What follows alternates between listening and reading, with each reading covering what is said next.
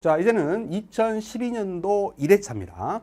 정보통신 기사 필답 문제를 풀어보도록 하겠습니다. 자, 우리가 이제 정보통신은요, 기사, 산업기사 할 거 없이 2013년도에 2차 시험이 전면 필답형으로 바뀌었습니다.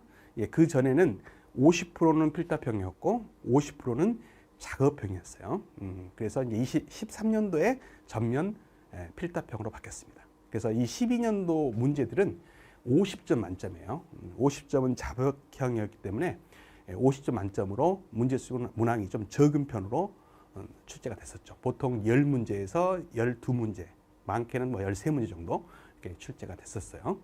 그래서 저희는 이제 뭐 그 전에 것도 이제 풀어보면 더 좋겠지만 너무 많은 걸 풀면 부담이 되고 또 너무 적은 걸 풀면 오래전 문제도 새롭게 나오기 때문에 적당한 연도를 잡았을 때 12년도부터 최근 문제까지 필답형을 공부하시는 게 안정적으로 합격할 수 있는 방법이지 않나 싶어서 저희는 12년도부터 필답형 강의를 하고 있습니다. 그래서 저희 교재에도 12년도부터 문제와 해설이 담겨 있고요. 시중에 나와 있는 어떤 교재보다도 정확한 보고 능력을 갖고 있어요. 정확도가 높다라는 거죠. 그래서 저희 교재를 통해서 저희 강의를 통해서 또 공부를 하시면은 100% 합격하실 수 있을 거다. 이렇게 자신 있게 말씀드릴 수 있겠습니다. 자, 그러면 12년도 문제부터 차근차근 풀어보도록 하겠습니다. 자, 첫 번째 문제는 PSK죠. 자, PSK는 이제 디지털 변조 중에 하나죠. 위상 편의 변조라고 하는 디지털 변조입니다. 8개의 위상. 자, 이렇게 8개의 위상입니다. 위상을 8개로 나눴다는 거예요. 이게 이제 신호 준위 개수라고 하죠. 그래서 앞으로 이제 기호를 M이란 기호를 앞으로 많이 쓸 거예요. 그래서 M은 신호의 준위를 나타내는 개수다. 그래서 신호 준위 개수. 같은 말로 신호의 어떤 상패를 나타내는 수다. 그래서 신호 상패 수다. 이런 표현을 씁니다. 이런 전문 용어를 좀 외워두시는 게 좋아요. 그래서 신호 준위 개수, 다른 말로 신호 상패 수를 M이란 기호를 앞으로 쓸 겁니다. 그래서 M이 8이다. 이런 뜻이에요. 그래서 M이 이렇게 주어졌을 때 하나의 변조 신호를 통해서 몇 비트 전송이 가능하느냐 이렇게 물었어요. 그래서 한 번에 보낼 수 있는 비트 수, 앞으로 이제 n이라는 기호를 제가 앞으로 쓸 건데 한 번에 보낼 수 있는 비트 수입니다. 이 구하는 공식이 있어요. 그래서 로그, 자 이진수기 때문에 밑이 2인 로그를 이용합니다. 그래서 신호 상태 수인 m을 대입하면 돼요. 그래서 한 번에 보낼 수 있는 비트 수를 구하는 공식이에요. 그래서 이 공식에다 대입하면 밑이 2인 로그고요. 신호 상태 수가 얼마였어요? 8이었죠. 신호 준위 개수. 신호 상태 수가 8이었습니다. 8은 이제 2의 3승으로 표현이 되죠. 로그 성질에 의해서 이 3은 앞으로 가게 됩니다. 앞으로 가게 되고 로그 2의 2는 1이죠.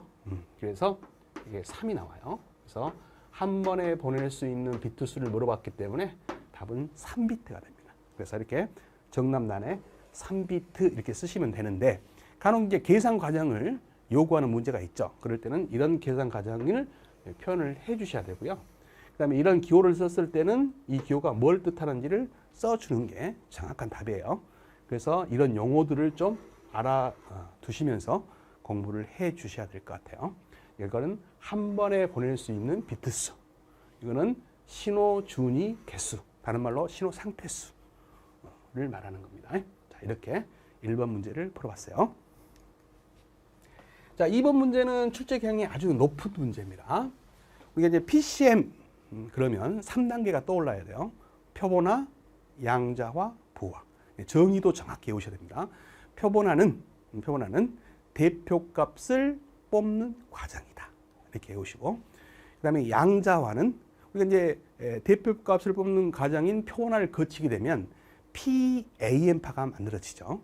그 PAM파, 즉 표본화를 거친 PAM파를 0과 1에 해당되는 이산적 신호로 바꾸는 과정을 뭐라고 해요? 양자화라고 하죠. 그 다음에 이제 부화는 뭐예요? 이렇게 이산적 신호로 바꾼 양자화된 신호를 0과 1에 해당되는 펄스열로 바꾸는 과정을 부화라고 하죠. 이런 정의도 이미 출제가 됐어요. 그래서 앞으로 이제 뒤에서 풀어볼 건데 그런 정의들도 정확히 외우셔야 됩니다. 그러면 여기서 이제 말하는 양자화, 이제 이해하셨죠? 표본화를 거치고 난 PAM8을 0과 1에 해당되는 이산적 신호로 바꾸는 과정이에요. 그런 과정에서 생기는 잡음을 양자와 잡음이라고 합니다. 그 잡음의 원인과 개선책을 물어봤어요. 그래서 양자와 잡음의 개선책 세 가지는 시험에 단글로 나옵니다. 그래서 별표 3개짜리죠. 굉장히 시험에 출제 빈도가 높은 문제입니다. 근데 이제 원인까지 적어라 이런 문제는 이제 가끔 나오는 문제예요. 그래서 원인은 뭐냐? 우리 이제 표본화를 거치게 되면 무슨 파가 만들어진다는 거예요? PAM파가 만들어져요. 그 PAM파의 진폭을 일정한 간격으로 나눠 가지고 해당되는 이상적 레벨로 바꿔야 돼요. 그래서 올레 진폭을 PAM파의 올레 진폭을 양자화 레벨로 바꾸는데 정확하지 않아서 오차가 생기는 거죠. 그래서 양자와 레벨 사이에 오차로 인해서 발생하는 잡음이 양자와 잡음입니다. 자, 예를 들어서 PAM파는 펄스 형태의 이렇게 진폭이 다른 파죠. 어떤 파는 이렇게 진폭이 큰 것도 있고 어떤 건 작은 것도 있어요. 그러면 최대 이렇게 진폭이 있다. 그러면 제일 높은 진폭과 아래 진폭을 기준으로 이렇게 나눠가지고 단계를 나누는 거죠. 절반으로 딱 나누면 0과 1로 구분할 수가 있어요. 그러면 이런 진폭도 0에 가깝고 요 진폭도 0에 가깝고 요 진폭도 1보다는 0에 가깝잖아요. 그럼 얘도 1이고 0이고 얘도 0이고 얘도 0으로 표현을 해야 돼요. 얘는 1에 가까우니까 1로 표시를 해야 된다 이 말이죠. 분명히 진폭은 다른데 같은 어떤 이산적 신호로 표현이 되고 있죠. 그걸 오차라고 합니다. 그래서 이제 단계를 더 나누는 거죠. 그래서 세분하게 더 나누게 되면 오차가 줄게 돼요. 자, 예를 들어서 얘는 00, 01, 10, 11로 표시하게 되면 얘는 이제 00에 가깝고 얘는 이제 01에 가깝고 얘는 10에 가깝고 얘도 10에 가깝죠. 얘는 11에 가깝다. 그러면 오차는 있긴 한데 약간 줄죠. 더 나누면 어떻게 될까요? 더 줄겠죠. 그래서 이제 이런 방법들을 물어보고 있는 거예요. 그래서 이렇게 표본화된 PAM8을 이산적 신호인 양자와 신호로 바꿀 때 생기는 오차를 양자와 잡음이라고 한다 이 말이죠. 그래서 원인이 뭐냐? 그럼 표본화를 거쳐 얻어진 PAM파의 올레 진폭과 양자와 레벨이죠. 이게 양자와 레벨 아닙니까? 그래서 이것을 만약에 00으로 표현한다 그러면 요만큼의 오차가 있죠. 그래서 양자와 레벨 사이에 오차로 인한 발생되는 잡음이 양자와 잡음이다. 그럼 그에 대한 개선책은 뭐냐? 이 비트 수가 이제 지금 아까는 이제 2개로 나눌 때는 1비트가 소요됐고 방금은 2비트.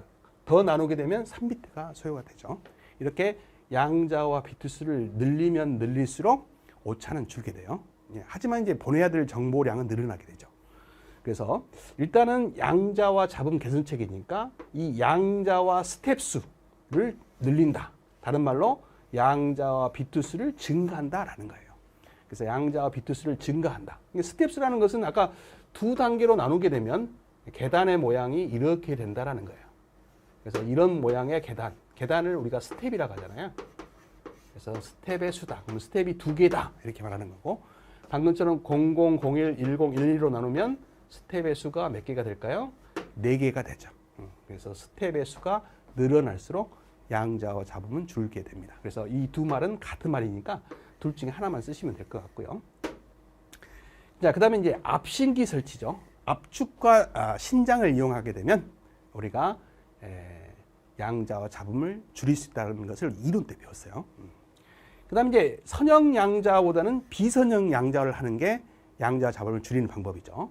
그래서 이것은 따로 공부하셔야 됩니다. 비선형 양자의 뜻을 써라. 이런 문제도 출제가 이미 됐어요. 그래서 선형 양자와 비선형 양자의 정의를 아셔야 돼요. 선형 양자는 입력되는 신호의 크기에 상관없이 양자와 스텝의 크기를, 스텝의 크기라는 것은 이 높이를 말합니다. 이걸 스텝의 크기라 그래요. 그래서 스텝의 크기를 항상 일정하게 나누는 양자화를 우리가 선형 양자화라고 하고요.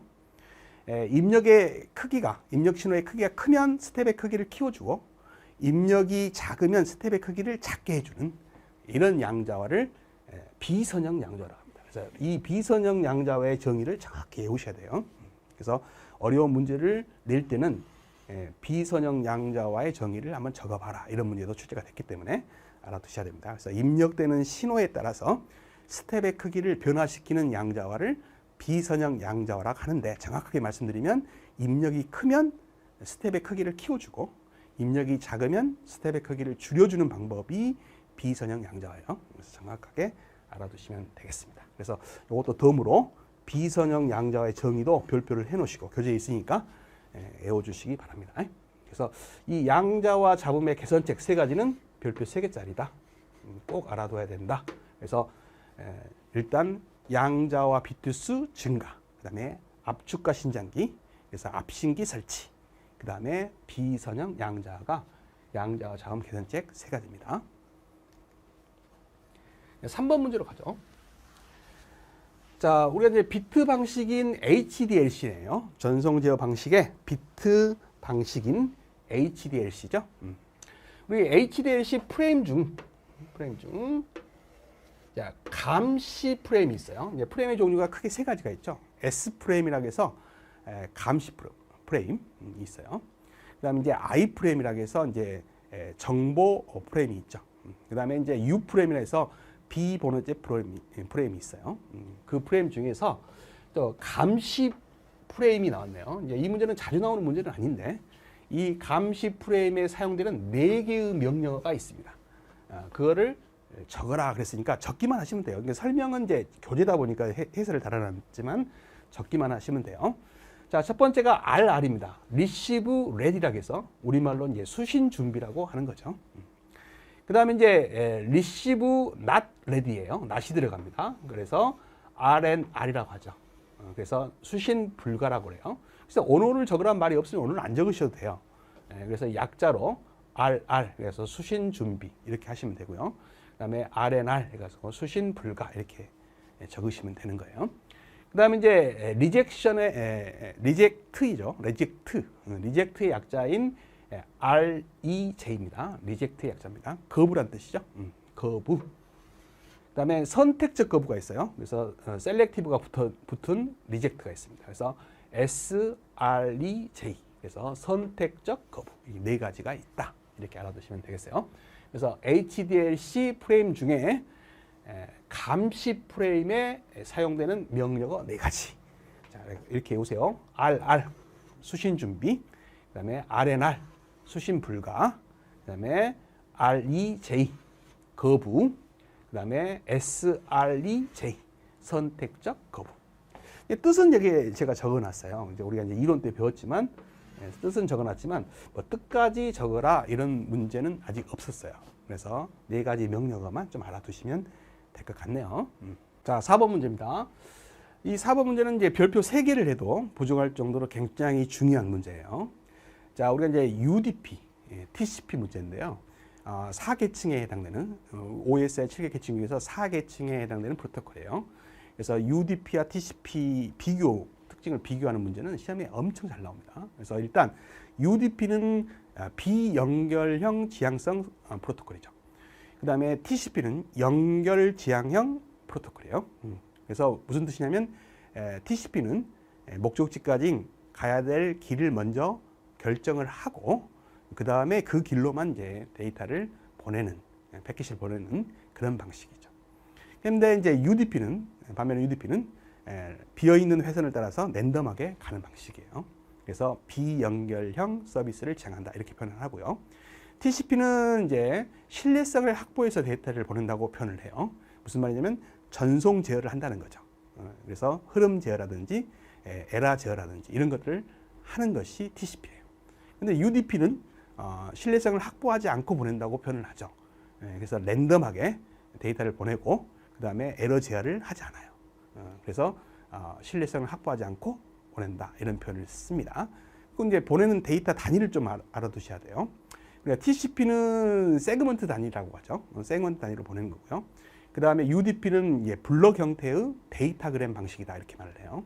보내는 단위가 그렇다라는 거죠. 그래서 이제 밑에 표를 그려놨는데 이 표가 시험에 아주 잘 나옵니다. 그래서 이 표를 별표 3개 놓으시고 빈칸을 채우는 문제가 출제가 될 수가 있어요. 그래서 UDP와 TCP에 대해서 비교를 해놨는데 데이터 전송 단위는요.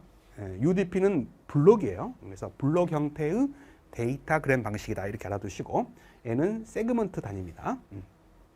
자, 그다음에 이제 서비스 형태는 얘는 비연결형 서비스를 지향하고요. 얘는 연결형 서비스를 지향하죠. 그래서 TCP는 연결형 서비스다 이렇게 표현을 하고 UDP는 비연결형 서비스다 이렇게 표현을 합니다. 자, 그다음에 이제 수신 순서인데요. 얘는 이제 데이터가 가야 될 길을 미리 확보해서 그 길로만 보내니까 먼저 보낸 패킷이 먼저 도착할 수밖에 없죠. 그래서 송신 순서와 수신 순서가 일치할 수밖에 없어요. 그래서 얘는 일치한다고요. 얘는 이제 랜덤하게 길을 따라서 가기 때문에 먼저 보낸 패킷이 먼저 도착한다는 보장이 없죠. 그래서 이제 순서가 불일치될 수가 있다. 순서가 일치하지 않을 수가 있다라는 거죠. 그래서 불일치다 이렇게 표현한 겁니다. 그다음에 이제 오류 제어나 흐름 제어 이런 전송 제어를 하는 방식이 TCP예요. 그래서 신뢰성을 확보해서 보낸다 이런 표현을 쓰는 거죠. 근데 이제 오류 제어나 흐름 제어를 하지 않는 방식이 UDP예요. 그래서 이 표를 별표 3개 가지고 꼭 외우셔야 됩니다. 숙제를 꼭 하셔야 돼요. 그래서 이걸 알고 있다면 이제 문제를 풀 수 있죠. 가로는 일단 비연결형이에요. TCP는 아니겠죠. 그죠? 비연결형 데이터그램 전달 서비스를 제공하는 프로토콜로서 메시지를 세그먼트 단위로 보내는 것은 TCP죠. 근데 세그먼트로 나누지 않는다 그랬잖아요. 않고 블록 형태죠. 블록 형태의 데이터그램 방식이 바로 UDP죠. 그래서 블록 형태로 전송하며 재전송이나 흐름 제어하기 위한 피드백을 제공하지 않는다. 즉 신뢰성을 확보하지 않고 보낸다 이런 말이에요. 그게 뭐예요? UDP다라는 거죠. 그래서 여기는 UDP가 들어가게 됩니다. 그래서 UDP라고만 쓰셔도 되고요. 이렇게 이제 가로해가지고 언어를 쓰셔도 되는데 답을 UDP라고만 쓰셔도 됩니다. 그래서 UDP는 유저 데이터그램 프로토콜의 약자죠. 그래서 답을 UDP라고만 적으셔도 답이에요. 언어를 적으란 말이 없으면 약자를 쓰셔도 됩니다. 자, 5번 문제로 가죠. 자, 이 5번 문제도 상당하게 자주 출제되는 문제 중에 하나입니다. 자, TCP/IP와 OSI 7계층 구조를 비교하는 문제죠. 자, OSI 7계층은 제가 첫 글자를 따서 음표 세트 4대 물량이다 이렇게 요약했죠. 그래서 표 세트 4대 물량이다 이렇게 제가 요약했어요. 제 친구 이름이 응표라겠죠. 그래서 응표가 영광에 사는데 항상 제가 이제 시골 갔다 올 때는 영광을 들려서 굴비를 사오는데 몇 대를 사온다? 4대를 사온다. 그래서 응표 세트 4대 물량을 사온다. 이렇게 외우라고 이론 때 말씀을 드렸어요. 그래서 이제 응은 응용 계층이죠. 7계층. 표는 표현 계층이죠. 그래서 여기는 이제 표현 계층이 들어갈 거고요. 세는 세션 계층이죠. 그다음 트는 트랜스포트 계층이에요. 우리말로는 이제 전송 계층이죠. 그래서 전송 계층이라고 쓰셔도 되고 영어로 트랜스포트 계층이라고 쓰셔도 돼요. 여기는 이제 네트워크 계층이죠. 네트워크 계층이죠. 여기는 데이터 링크 계층이고 여기는 물리 계층. 그래서 1계층부터 7계층까지 적혀져 있습니다. 이 대응되는 TCP/IP는요. 자, 우리 OSI 1, 2계층을 합쳐서 네트워크 우리가 XS라고 하죠. XS 계층이라고 합니다. 네트워크 XS 계층. XS를 우리말로 이제 번역을 하면 접근이라는 단어가 되죠. 그래서 네트워크 접근 계층 이렇게 쓰셔도 돼요. 근데 여기는 이제 출제 자체가 네트워크 계층이라고 써놨어요, 그냥. 근데 이제 옳은 표현은 아닌 것 같은데 출제자가 이렇게 썼습니다. 제가 쓴 건 아니고 출제자가 이렇게 썼어요.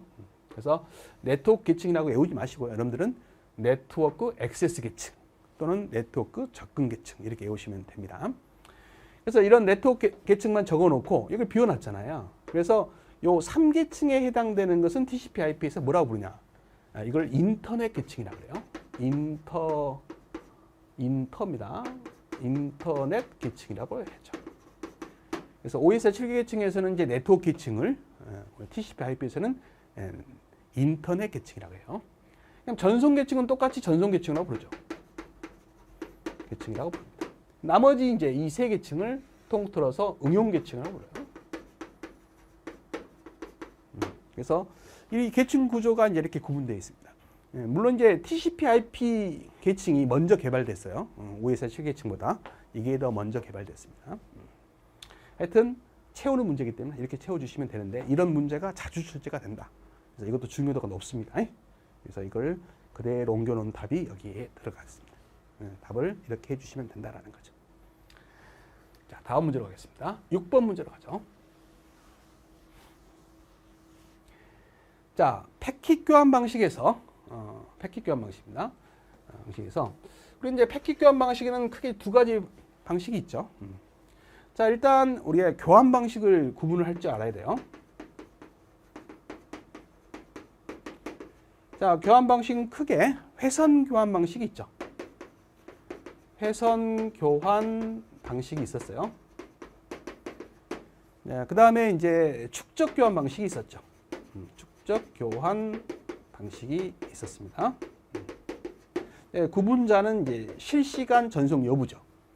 자, 회선 교환 방식은 제일 처음에 회선을 선택할 때만 시간이 걸리지, 한번 회선을 선택하고 나면 물리적으로 선택하기 때문에 나만이 사용될 수 있다. 나만 사용한다. 마치 전용 회선처럼 쓰는 방식이 회선 교환 방식이다. 그래서 고속도, 대용량, 실시간 전송에 쓰는 방식이 회선 교환 방식이에요. 근데 이제 회선수만큼만 쓸 수밖에 없어요. 회선을 독점하기 때문에. 그래서 회선의 이용 효율이 매우 나쁘죠. 그래서 이제 이런 방식은 옛날에 이제 전화기 쓸 때 쓰는 방식이고 요즘은 데이터를 보낼 때는 이제 축적 교환 방식을 주로 쓰죠. 그래서 이 축적 교환 방식은 회선 교환 방식에 비해서 이제 실시간 전송은 안 되지만 데이터를 축적해서 보내기 때문에 다양한 서비스를 제공할 수 있다 그랬어요. 그래서 이 축적 교환 방식은 실시간 전송 면에서는 좀 떨어지지만 회선의 이용 효율에도 좋고, 그다음에 속도 변환도 가능하고, 어떤 속도 변환, 그다음에 어떤 데이터 처리 변환도 가능하다. 그 방식이 축적 교환 방식이다. 이게 다양한 서비스를 할 수 있는 방식이죠. 근데 이런 축적 교환 방식에는 보내는 단위에 따라서 메시지 교환이 있다겠죠. 메시지 단위씩 보내는. 그다음에 일정한 크기만큼 잘라내는 패킷 단위가 있어요. 패킷 교환 방식이 있다겠죠. 그래서 이 두 가지 방식을 비교한다면 실시간 전송 여부에서는 이 패킷 교환이 유리하다 그랬어요. 물론 이제 실시간 전송 여부에서는 회선 교환 방식이 제일 유리하지만 이 두 가지 방식 중에서는 패킷 교환 방식이 메시지 교환보다 실시간 전송에 유리하다. 그래서 이제 실시간 전송을 해야 되는 방식에는 이 메시지 교환을 쓸 수가 없다는 것이 이론 시험에 아주 잘 나오고 있는 문제였죠. 그래서 이 패킷 교환 방식에는 또 보내는 단위에 따라서 데이터그램 방식이 있고 데이터그램 방식이 있고 그 다음에 가상 회선 방식이 있죠.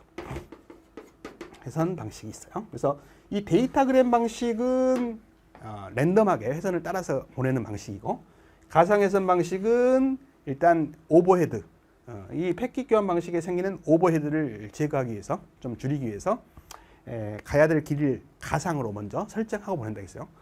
회선 교환 방식은 회선을 물리적으로 확보하지만 패킷 교환 방식에 사용되는 가상에서는 회선을 결정할 때 논리적으로 회선을 선택하기 때문에 나만 보내는 게 아니라 다른 사람도 그 길을 회선을 사용할 수 있다라는 거죠. 그래서 그런 것을 이제 논리적으로 확보한다 이렇게 표현을 씁니다. 그래서 논리적으로 확보해서 보내는 방식이 가상 회선 방식. 이 두 가지 방식이 있다 이 말이죠. 그래서 얘는 이제 보내는 길로만 보내기 때문에 먼저 보낸 데이터가 먼저 도착할 수밖에 없죠. 그래서 송신 순서와 수신 순서가 일치하는 방식이고 얘는 랜덤하게 이제 가기 때문에 얘는 송신 순서와 수신 순서가 바뀔 수가 있어요. 그래서 수신단에서는 순서 재배열을 해야 되는 방식이 데이터그램 방식이다. 이 정도로 정리하시면 되겠습니다. 그래서 자세한 것은 교재에다 써놨어요. 여러분들 공부하시기 편리하게. 저는 이제 교재다 보니까 답을 따로 정리하고 해설을 이렇게 문제마다 자세하게 설명을 해놨습니다. 그래서 공부하시기 편리하도록 해놨어요. 한번 문제를 한번 읽어보죠. 각 패킷을 전송 전 논리적인 사전 경로입니다. 논리적인 사전 경로를 구성한다라는 거죠. 그래서 그쪽으로만 보낸다는 거예요. 그래서 순서적으로 전달하는 방식을 뭐라 그래요? 가상회선 방식이죠. 그죠? 그래서 1번에는 가상 회선 방식이다. 이렇게 들어갑니다. 그래서 가상회선 방식은 신뢰성 있는 통신이 가능하다라는 겁니다. 그 말은 이제 전송 제어가 가능하다라는 거죠. 그러나 이제 각 패킷을 전송 전 사전 경로 없이 독립적으로 보내는 게 있어요. 비어있는 회선을 따라서 보내는 방법이 있죠. 그래서 무순서적으로 전달하는 무슨 방식이 있다? 데이터그램 방식이 있다. 그래서 데이터그램 방식이 있는 거죠. 그래서 이제 이런 가로치기를 우리가 주관식으로 답을 할 때는요, 이 방식이 글자가 있는지 없는지를 꼭 보셔야 됩니다. 그래서 데이터그램 방식 쓰지 마시고, 여기 방식이 있으니까 데이터그램만 쓰셔야 되고, 여기도 이제 회선 교환 방식 이렇게 쓰지 마시고, 회선 교환만 쓰셔야 되겠죠. 방식이 있으니까. 이런 것도 세세하게 연습을 통해서 공부를 해 주셔야 돼요. 그래서 가상회선과 데이터그램이 답이 되겠습니다. 7번 문제로 갑니다. 자, 위성통신에서요, 회선을 할당하는 방식 3가지가 있었죠. 그래서 사전 할당, 일명 이제 다른 말로 고정 할당이라고 하죠. 고정 할당 방식 있었고요. 그다음에 요구 할당 있었죠. 그다음에 랜덤 할당 방식, 랜덤을 우리말로 임의 할당 방식이라고 하죠. 그래서 이제 이론 때는 이제 이걸 파마, 다마, 라마 이렇게 외우시라고 했어요. 근데 이것이 이제 뒤로 가시면 기출문제에 언어를 적으라는 문제가 있었어요. 그래서 이제 공부를 기본적으로 이제 시간 여유가 되실 때 미리 언어 공부도 같이 해주시기 바랍니다. 여기는 종류 3가지만 쓰라고 했으니까 파마, 다마, 라마 이렇게만 쓰셔도 되고요. 가로 해가지고 사전 할당 방식, 요구 할당 방식, 임의 할당 방식까지만 써주시면 더 정확하겠죠. 그래서 약어를 쓰시고 가로 해가지고 사전 할당, 요구 할당, 임의 할당 이렇게 써주시기 바랍니다. 이걸 안 써주신다 해도 맞았다 해주실 거예요. 근데 이 문제가 이제 언어를 써라 하겠다 그러면 이런 언어를 쓰실 수 있어야 돼요. 그래서 pre-assigned multiple access고요. demand assigned multiple access입니다. 그 다음에 random assigned multiple access예요. 간혹 이걸 이제 단어를 쓰실 때 assigned라고 안 쓰시고 assignment라고 쓰셔도 괜찮아요. 괜찮은데 표준은 assigned가 맞을 것 같습니다. 그러나 이제 이거를 간혹 교재마다 assignment 이렇게 쓰는 교재가 있어요. 그것도 틀린 게 아니에요. 틀린 게 아닙니다. 그래서 그러나 표준은 assigned로 쓰시는 게 맞을 것 같아요. 그래서 정확하게 외우실 때 assigned로 외워주시기 바랍니다. 자, 8번 문제로 가겠습니다. 자, 정보통신공사 설계 3단계입니다. 자, 그래서 과거에는 이 설계 3단계를 우리가 계기실이라고 해서요. 계기실이라고 해서 이렇게 외우라고 했어요. 그래서 계획 설계, 그다음에 기본 설계, 그다음에 실시 설계가 이제 답으로 많이 나왔습니다. 근데 이제 계획 설계라는 용어가 법규에 사라졌어요. 그래서 계획 설계라고 하시면 안 되고요.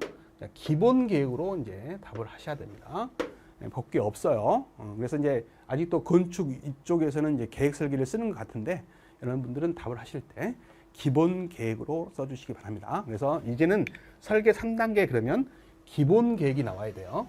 그래서 오래전에 이제 책을 업그레이드 안 한 책에는 아직도 계획 설계, 기본 설계, 실시 설계 이렇게 되어 있을 겁니다.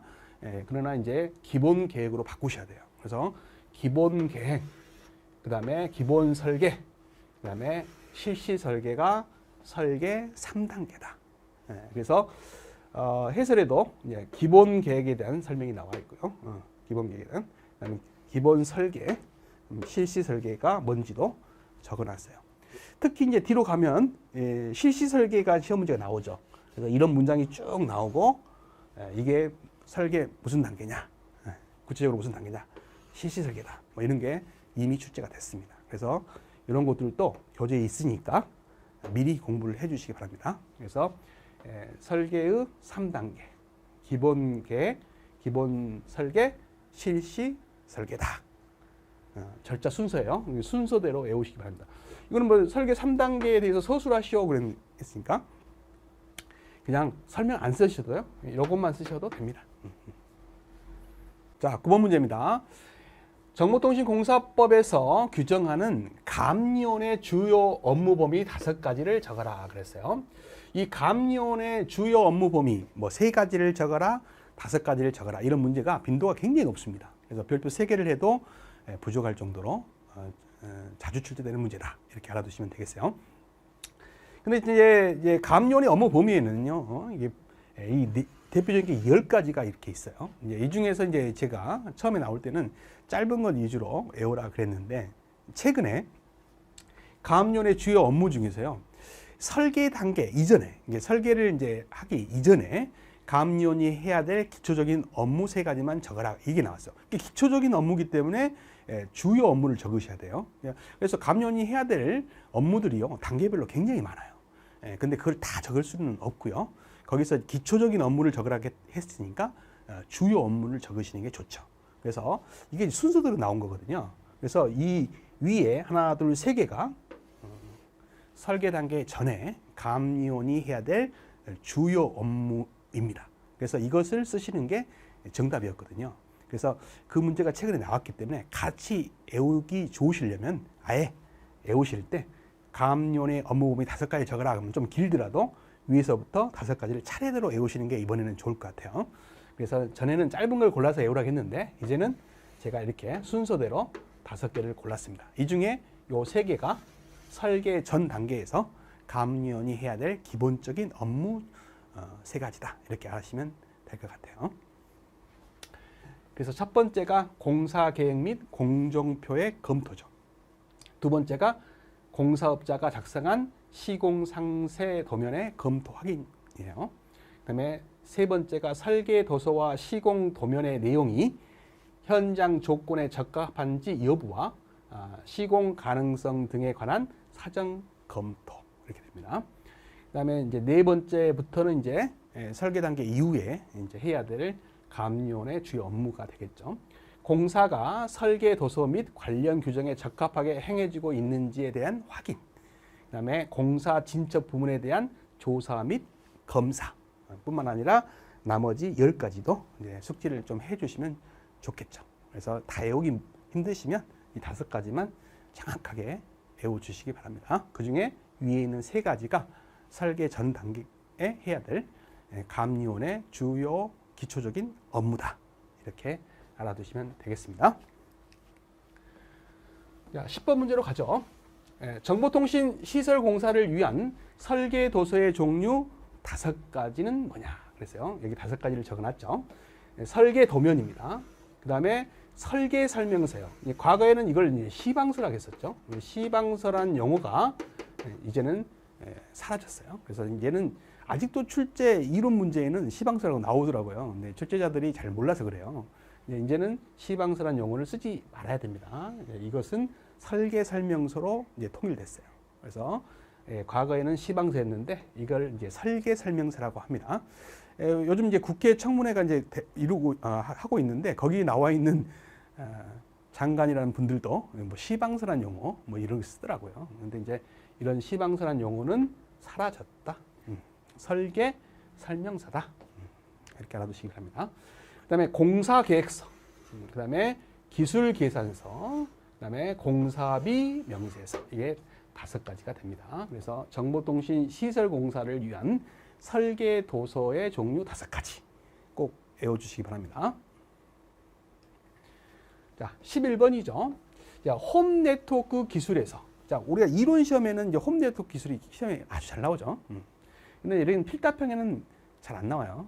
근데 이제 우리가 홈 네트워크 기술 중에서 유선 기술이 있고 이제 무선 기술이 있어요. 이제 그것만 구분하는 게 이제 자주 등장을 하고 필답형에는 아직까지는 홈 네트워크 기술이 구체적으로 나오진 않습니다.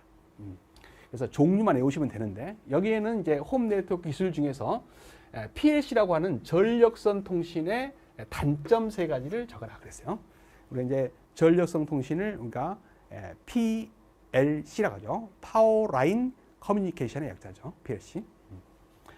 그래서 이제 우리가 이제 전력선을 이용해서 통신을 하기 때문에 아무래도 잡음이 많아요. 그래서 제일 문제가 잡음이 많다는 겁니다. 잡음이 많아요. 그래서 이제 잡음이 많다는 거하고 또 감쇄량이 커요. 그래서 감쇄가 크다. 잡음이 많고 감쇄가 크다.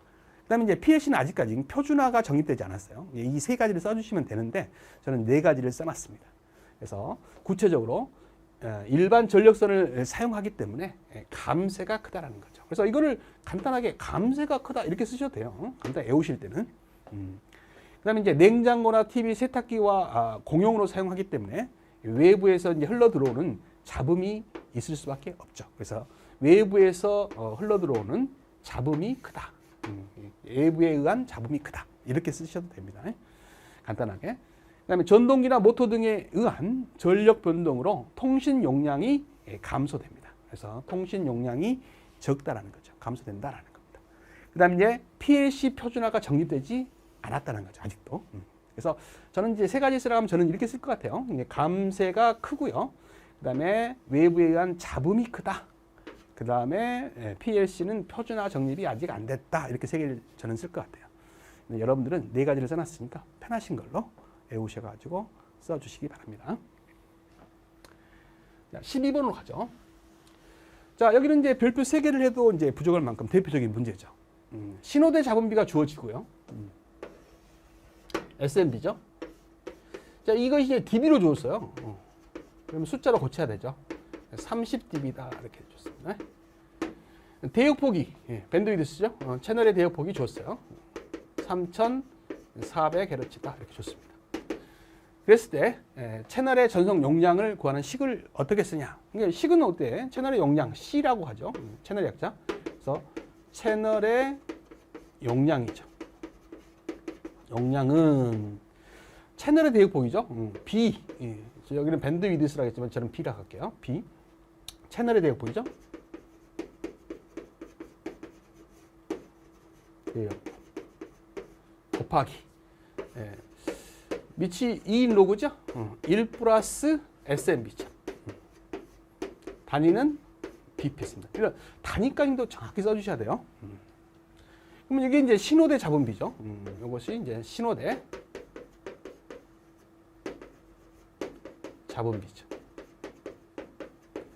근데 이제 dB로 넣으면 안 돼요. 숫자로 넣어야 됩니다. 그래서 이제 이걸 이제 숫자로 고쳐야 되는데, 자, 우리가 30dB라고 되어 있는 SMB는 어떻게 구하는 거냐면 10로그를 취한 거예요. 10로그 SMB를 취한 것이 30dB죠. 그래서 우리는 SMB를 구해야 되니까 일단 10을 이렇게 나누면 3이 되죠. 밑이 10이니까 SMB는 10의 3승이 됩니다. 그죠? 그래서 이런 걸 이제 식으로 다 써 주셔야 돼요. 그래서 요거를 여기다 집어 넣으면 되죠. 그래서 식을 쓸 때는 대역폭이 얼마예요? 3400이죠. 3400. 채널의 대역폭이 곱하기 로그 밑이 2인 로그죠. 1 플러스 SMB. SMB가 얼마예요? 10의 3승이죠. 그래서 10의 3승. 단위는 BPS. 식을 쓰라고 했으니까 여기까지만 쓰시면 돼요. 계산기 눌러가지고 이제 구하셔도 되는데, 식을 쓰라고 했으니까 식은 꼭 쓰셔야 됩니다. 그래서 이렇게 해가지고 답은 얼마다 쓴다 해서 틀린 건 아니죠. 식을 쓰라고 했으니까 여기까지만 쓰셔도 됩니다. 계산 안 하셔도 돼요. 그래서 저처럼 이렇게 식으로 이렇게 쓰시면 됩니다. 그 대신 이제 여러분들이 사용했던 이런 용어들은 대표적인 기호로 쓰고 있지만 그래도 이제 표현을 해줘야죠. C는 채널의 용량이고, B라고 썼던 것은 채널의 대역폭이고, 그 다음에 SMB는 신호대 잡음비인데 S는 신호 전력이고 N은 잡음 전력을 의미한다. 뭐 이렇게 써주시는 게 정확한 답이에요. 이걸 안 썼다 해서 뭐 채점관 분들이, 교수님들이 이게 틀렸다 하지는 않으실 것 같아요. 그러나 빌미를 남기면 안 돼요. 깨름직하잖아요. 정확하게 공부를 해주시는 게 좋죠. 그래서 이렇게 정확하게 공부를 해주시기 바랍니다. 자, 이렇게 해서 이번 회차는 12문제가 나왔어요. 그래서 50점 만점으로 출제됐던 해였습니다. 자, 고생 많으셨습니다.